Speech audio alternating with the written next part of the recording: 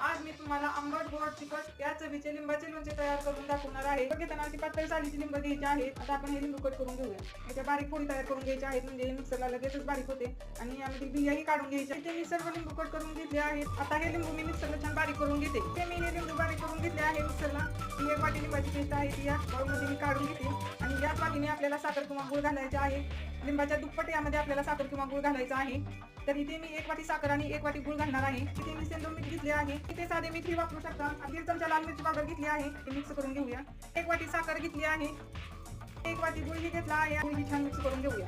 हे मिश्रण 10 मिनिटं शिजवून घ्यायचं आहे. म्हणजे आपण साखर वापरली आहे आणि गुळही वापरला आहे. आता एक तारी पाक होत नाही तोपर्यंत हे छान शिजवून घ्यायचं आहे.